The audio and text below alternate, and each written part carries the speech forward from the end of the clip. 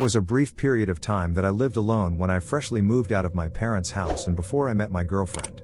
And she moved in. I lived in a small one-bedroom apartment in the downstairs of someone else's house. I spent a lot of time alone during this period of my life, besides when I was at school or work. And so I spent a lot of my time watching movies specific. I liked watching scary movies pretty often. Even as an at the time, 21-year-old guy. I still would be a little spooked trying to sleep after watching a scary movie, especially living alone in that apartment. And every time I did, I would look around the room and a few points. I would even turn the bedside lamp on just to check around the room. The tenant upstairs wasn't home that night as his car wasn't in the driveway. So the sounds I was hearing couldn't have been footsteps upstairs or anything like that. My nerves were really starting to set in at one point because I just kept hearing noises. And to be honest, I couldn't tell from where in the house they were coming from. I got up to head over to the door of the bedroom and opened it. Outside of my bedroom was a very narrow hallway which had a door to the bathroom. Then at the end of the hallway, opened up to the living room. At the end of this hallway, though, like a scene right out of the movie I had watched not even an hour earlier.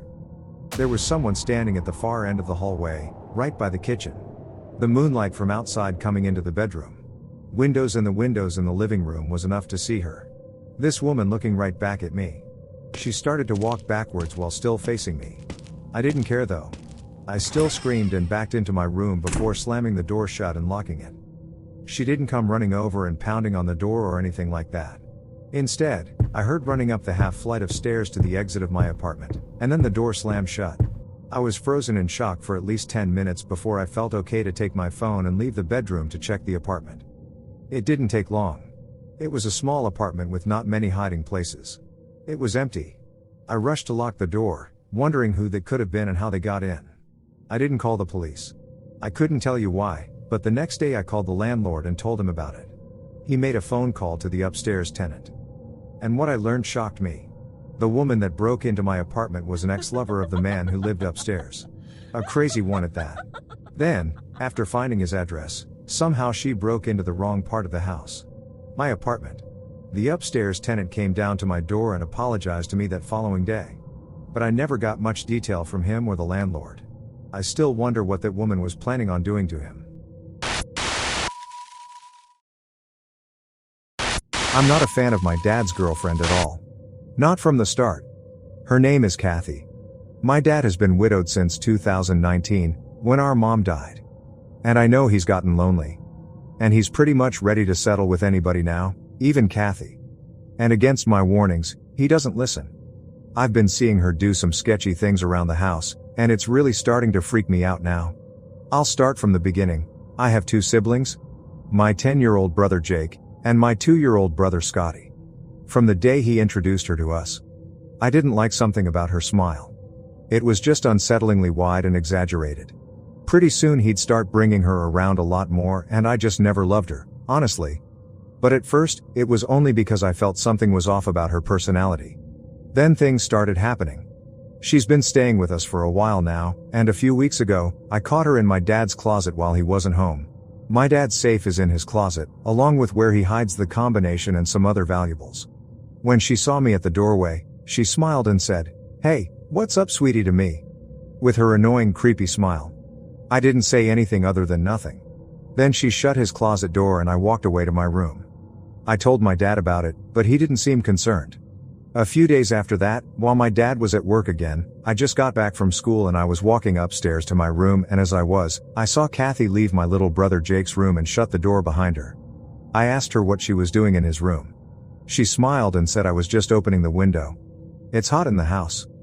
I didn't answer and walked up to my room. When I heard her go downstairs, eventually, I snuck to Jake's room to check if she actually had opened the window, and both windows were shut. Something was up with this lady and I knew it, and I still know it. I told my dad again, and in response he asked me to just please be patient with the situation and that he knows I don't care for Kathy. I didn't bother telling Jake. Fast forward to 2 days ago. Jake, my dad and I were all not home and Kathy was babysitting Scotty. I came home unannounced, but I wanted to be secretive about it because I wanted to see if I could catch her doing anything again. I snuck into the house and went to my room quietly. Eventually, from the kitchen downstairs, I started to hear Scotty crying. Not regular crying, like a very distressed kind of crying, and I heard Kathy screaming at the top of her lungs to shut the F up. It was the first time I heard her raise her voice, and I believe it was the first time I was hearing her true colors come out. I ran downstairs to yell at her to leave my brother alone. She was startled and shocked that I was home. And for the first time, she didn't give me her creepy smile. She looked at me blankly and went downstairs and shut the door. I called my dad and told him right away, and that night my dad had a conversation with her about it. I don't know how it went, but I assume not good, because that night I woke up in the middle of the night to something and looked up into my room. There was someone in my room and they quickly left the room and shut the door behind them. I got out of bed and opened my door, and as I got into the hall, I saw and heard my dad's bedroom door close. I went over to my dad's room and opened the door, and both Kathy and my dad were laying in the bed. I woke my dad up furiously and told him Kathy was just in my room. She denied the whole thing, saying she was in bed. I don't know if my dad believed me or not, but he told me to go back to my room and he talked with Kathy. I obeyed and I heard them whispering as I shut the door. I went back to bed and I was scared. I'm still scared. I want her out of the house and out of our lives. I think she's dangerous. Why was she in my room? It's freaking me out. I worry for my family's well-being, and I don't know what we can do.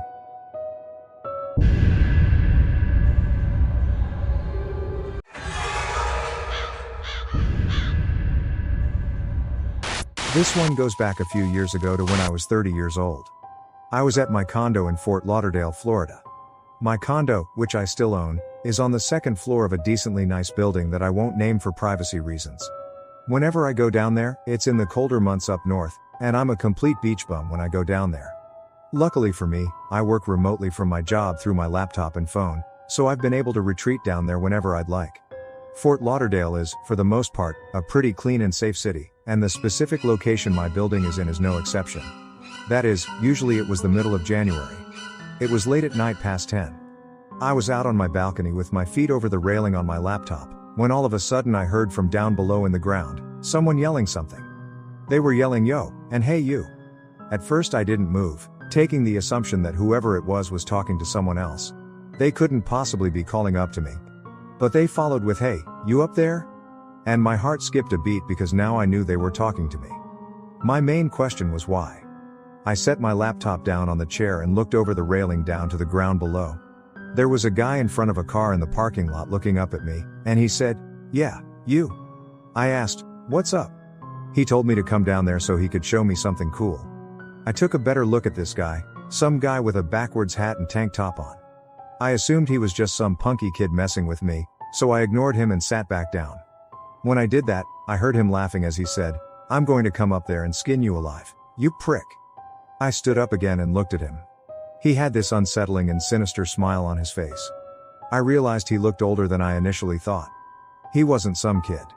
I literally opened my mouth to shout something back at him, but for some reason I didn't bother. I grabbed my laptop and went inside and shut the sliding door. I expected him to yell up a couple things afterwards, but I didn't hear him do so.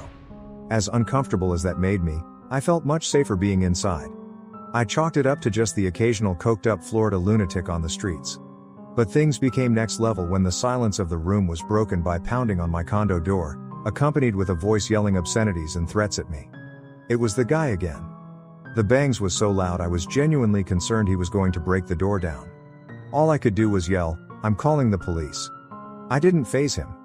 His bangs turned to these carving and stabbing noises. It probably all lasted for about a minute or two, but felt like a century until he gave one more loud, angry bang. Screamed one more obscenity at me, then left. I knew because I checked through the people. I called the police after the ordeal just to show them and report it to them on the other side of the door. There were several stab marks at it, confirming I did hear him stabbing at it and confirming this man had a knife. I pray nobody was harmed that night. I doubt he knew me. I think he was just a really drugged out crazy person looking to hurt someone.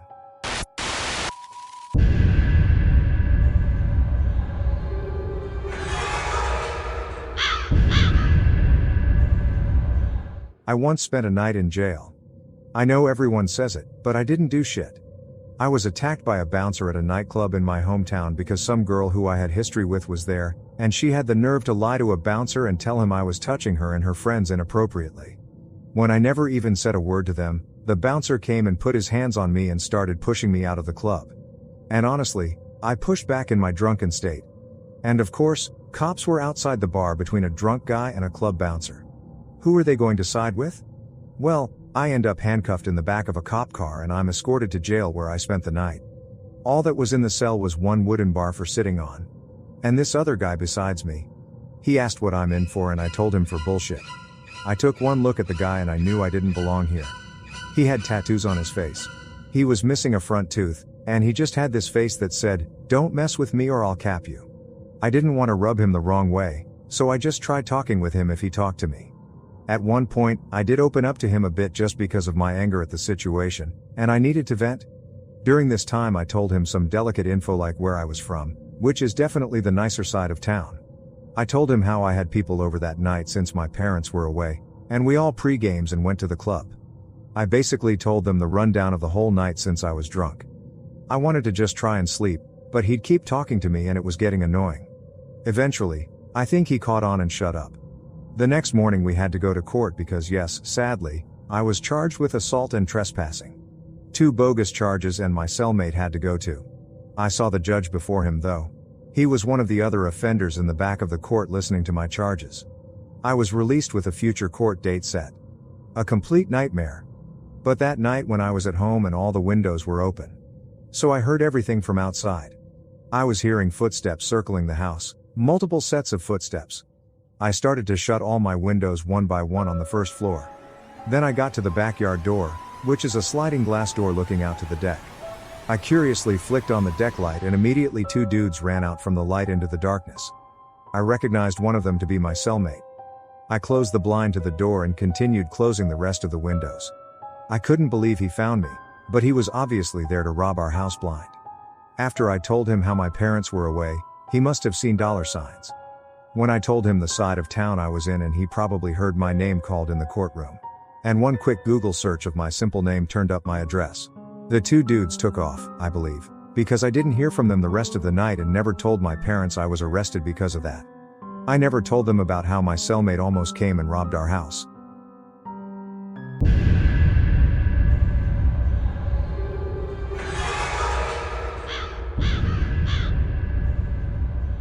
This is something that just happened to me, and I don't know how to feel about it other than freaked out. I'm not a spiritual person at all. I've been on and off seeing this guy named Spencer. I met him through a coworker one night when we were out together at a bar, and we hit it off. I finally introduced him to my family while my parents were indifferent about him. My grandparents didn't really care for him. My grandma especially. They both said they saw something bad in him, that he doesn't seem like a good guy. My grandma mostly. This wasn't after one-time meeting though. This was after I brought him around multiple times and everyone could get a good idea about him. And honestly, I started to see what they meant because Spencer and I would get into constant arguments and he would lose his temper. Fairly easy on me. For this, we'd be on and off constantly. There was one night that I felt like he was about to raise his hands to me, but he held back and then calmed down. This was when I said, "I'm done." I dropped him, or so I thought I was going to. My grandma was especially happy and said I could do much better. Then she went on about how I should go find a nice Italian boy from a nice family, like she always did. Anyway, not long after this, my grandma died of a heart attack. During my grieving, I hung a picture of my grandma up on my wall in my room to commemorate her. This was only a month ago. I've been having a horrible month and out of weakness. When Spencer reached out to me 2 weeks ago, I answered and we saw each other. We had been seeing each other every night these past 2 weeks, and I really thought he had changed because we hadn't argued a single time. I just felt safe around him. Well, only a few days ago, Spencer and I agreed to be official boyfriend and girlfriend. And that night, I woke up to a crash in my room. I panicked and flicked on the lamp, and it took me a moment to notice the picture of my grandma wasn't on the wall anymore. I got up and saw the frame had fallen to the floor and cracked. The picture frame I hung of my grandma had fallen and cracked. On the night I agreed to date Spencer, I held the frame in my hand, my heart in my throat, my whole body shaking. I called Spencer the next day and told him, I think we should go our separate ways for a while, as my head isn't in the right place, and he blew up on the phone in anger. And that phone call proved my grandma was right about him. But that picture frame falling and breaking, what could have caused it? There was no draft in the room, even as I imagined that it was somehow a sign for my grandma. Do you realize how freaking scary that is?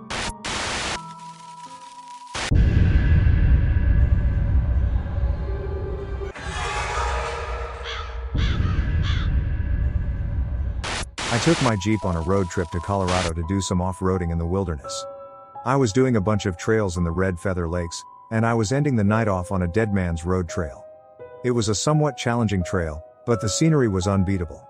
I packed a sleeping bag and planned on sleeping in the back of my Jeep with the back seats folded down.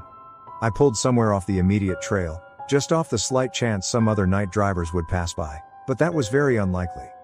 I guess people can call me a weirdo for enjoying off-roading on my own and camping alone, but I've always liked doing things solo. I use the word camping because I do consider this to just be luxury camping, instead of being in a tent. I'm in the back of my Jeep in the middle of the woods. I eat some of the protein bars and other snacks I brought as my little dinner. Then I set up my sleeping bag in the back. In case you're wondering if I was doing this in the dark, I had the LED light bar on my Jeep on, which basically lit up the entire surrounding area pretty nicely. So I finally crawl into the sleeping bag, and I'd be lying if I said it's comfortable sleeping back there. It's the price to pay for off-roading. The sunrise for me. I had the windows all closed to avoid bugs getting in, but I still heard everything outside. And then it happened. I heard a voice from out in the woods, followed by a short, loud laughter as deep into the trail I was. There's no way someone was just walking around out there. Not in this total darkness. I looked out the windows, expecting to see headlights or taillights somewhere. Nope. Then I heard the voice again, much clearer. I couldn't tell if it was a man or woman at first. I was shaking now though, someone was out there. That much was clear though, I was hearing a voice. I didn't know what was being said just yet. And then I laid there, waiting for it again. Scared to death for a while. Just crickets. Then much closer now. I heard in a clear voice belonging to either a woman or a young boy. Hello. I see you there. Now I was ready to throw up. I wanted to move to the driver's seat and drive, but I was too scared to move. I felt like if I just stayed laying down, that whoever was out there wouldn't see me. I know that makes no sense, but hiding and not moving was me clinging on to the hope that this wasn't actually happening.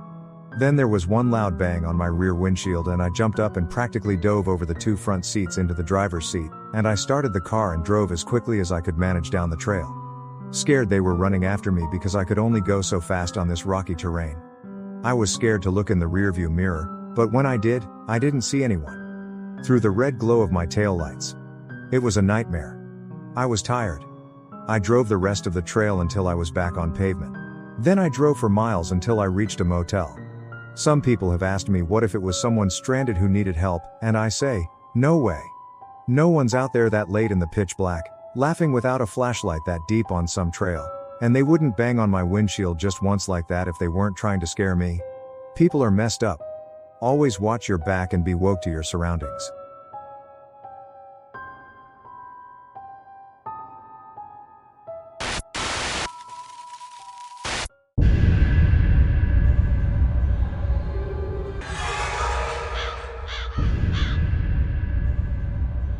This is one of the few unexplainable events I've experienced in my life. I was home upstairs in my room, writing my paper for my history class. As far as I knew, I was home alone. But apparently I was mistaken because my mom's voice called out from downstairs yelling my name. I called back what? She didn't answer. So slightly annoyed because I didn't want to be interrupted from my train of thought on my paper. I reluctantly got up to go downstairs and see what she wanted. When I got downstairs, I looked around for my mom, but she wasn't anywhere in sight. So I yelled out, "Mom." But she yelled back my name in response. Her voice came from down in the basement, so I went to the basement door, but strangely, the lights were off. I called down the stairs, "Mom," again, and she called back. I yelled out, "What are you doing down there with the lights off?" She didn't respond. I flicked on the light and went down the stairs. I heard my mom call my name again as I was near to the bottom of the steps. It was getting weird. Each time she called my name, it sounded exactly the same, like there was zero difference in inflection, every single time she said my name. I yelled out, "Mom," again, and she once again yelled back my name. She was nowhere to be seen in the basement, but then I noticed a little crawl space closet door was open. I call it that because it's a weird closet that you have to kind of crawl into, but it takes up a large chunk of the basement. That was the only place left in the basement that my mom could be. So I said, "Mom," one final time. No answer this time. I went closer to the closet door and got on my knees just to try and look in. It was pitch black inside and I was starting to get freaked out. I said, "Mom, are you messing with me?" There was no response at all. just the quiet, buzzing sound from the basement light. I got back up and for some reason decided to sprint back upstairs, slamming and locking the basement door behind me. I didn't know what I had just witnessed and heard, but I went to grab the house phone and call my mom's cell number. It rang a few times until my mom picked up and I learned that she was out grocery shopping. I told her, but she didn't believe my story, of course. She thought I was messing with her. It took half an hour of begging her to believe me that she finally went along with it, and when she and my dad were both home, we all went down to the basement together. The closet door was still open. My dad went inside, but there was no one in there. This still remains to be the most haunting, unexplainable experience of my life.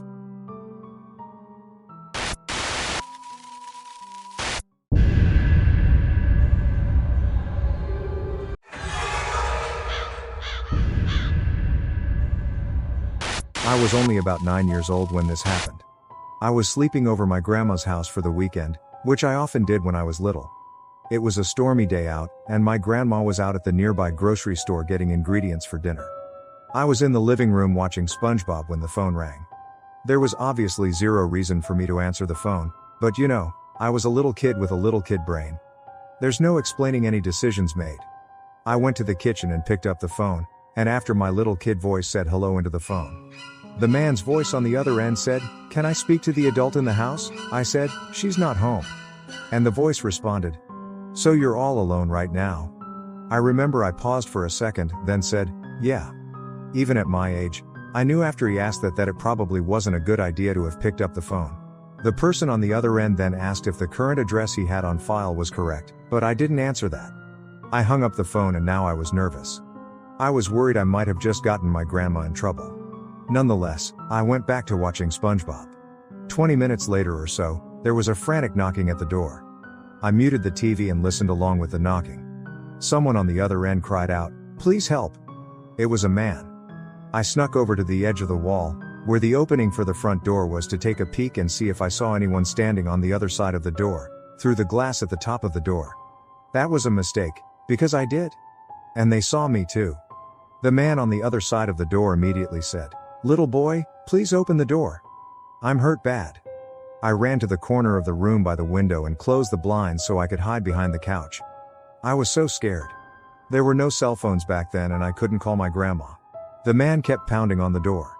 His cries for help turning more annoyed sounding, and his knocks got louder and more frequent. Then the pounds on the door stopped and he started knocking on the window right next to me. The creep started saying things like, "I'm not going to hurt you and please, I'm bleeding bad." I started to cry in the corner, still hiding behind the couch. The pounding stopped finally, and after a minute I ran to my grandma's room and locked the door. I laid in her bed under the covers with only my head sticking out. The rain hitting the windowsill and the occasional distant thunder was weirdly calming, at least for a little bit. The man on the other side appeared at one of the windows and started trying to lift it open. Thank God all the windows were locked. Now I hid under the covers completely and I don't think he saw me in there. This was the last time I saw or heard that man. 20 minutes later, I heard my grandma come in through the front door. I ran into her arms, crying and apologizing, and told her everything. She, of course, called the police, and when the officers needed me to give whatever details I could. My grandma called me into the room and I answered their questions. Then she sent me back off to the guest bedroom to watch TV. Unfortunately, that man was never caught, for this at least. My grandma never told my parents and she told me not to tell them either. But she also never left me alone again. Anytime I slept over after that. Which was it? Many times. Long story short, I was one unlocked door away from undoubtedly being kidnapped.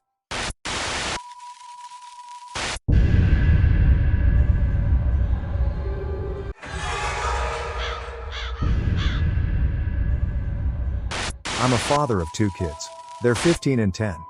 My wife was out of the house at the time of this happening. I was in my room taking a nap in the middle of the day. My older son is always in and out, all day, every day with his friends. So when I heard the front door constantly opening and closing, it didn't concern me.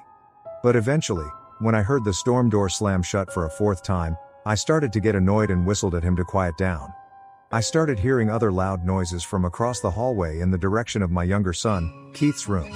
I imagined he was playing with his wrestling toys or something. Regardless, even with my door shut, the noise got to be too much.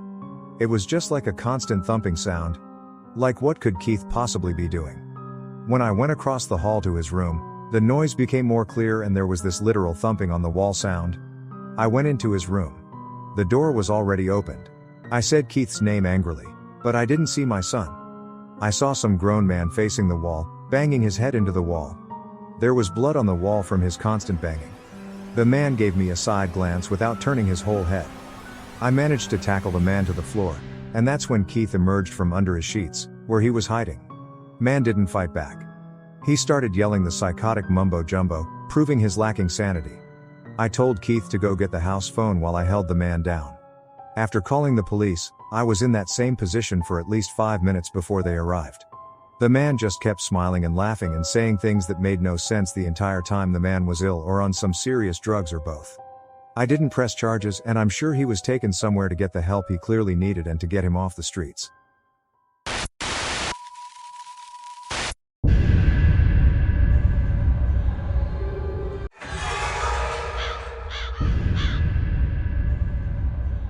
I've had many night terrors in my life and I've struggled with many sleeping disorders. Hell, I can't even count how many times I've experienced sleep paralysis. It's a truly disturbing thing. I've also woken to seeing spiders and other giant bugs in my bed countless times. For them to only disappear as I start to snap back to reality. But the hallucinations are always so real and vivid. I always find myself jumping out of my bed, screaming, throwing pillows at the non-existent bugs. And don't even get me started on the constant nightmares I have. There was one stressful week of school that I was up to my ears in homework with all my classes, and I was admittedly exhausted mentally and physically with half of my assignments due the next day, which was Friday. I was up extremely late for a school night. It had to be like 3 a.m., and I had to be up in 3 hours. When I finally finished all of my assignments, I literally crashed into bed and I was out cold faster than I could remember. And that night, I was having a bad dream again. The best I could describe this bizarre dream, I was, for some reason, in this linear building that I was trying to escape, and in each passing room, I kept finding candies like it was a Halloween attraction or something. But in the dream, I was running away from something and there's something I was running away from kept laughing. It was a child's laughter, and it sounded like it was coming from everywhere. What caused me to wake up was when I made it to what was presumed to be the final door of the building. The laughing was the loudest now, and when I opened the door, I woke up in my bed. I couldn't move. It was happening again. Then there was a laughter from the middle of the room. I moved my eyes to focus to the middle of the room. There were 4 people standing in the center of the room. It was like a family. A tall male and female. And then a small boy and girl. They were all holding hands and they were all laughing, looking at me with giant grins on their faces, impossibly wide grins. And as I felt this tight pressure in my chest, which is common in sleep paralysis, I started to feel like they were getting bigger or just getting closer, like they were all floating towards me. When my body finally permitted, I threw the sheets off of me and threw my pillows into the middle of the room and screamed. But the pillows had nothing as the 4 figures were gone and the horrible laughing had stopped. I had never experienced a hallucination like that, and I have had sleep paralysis many times. I had to see my doctor the next day who prescribed me new medication. Since then I still had my share of night terrors, but nothing even close to that.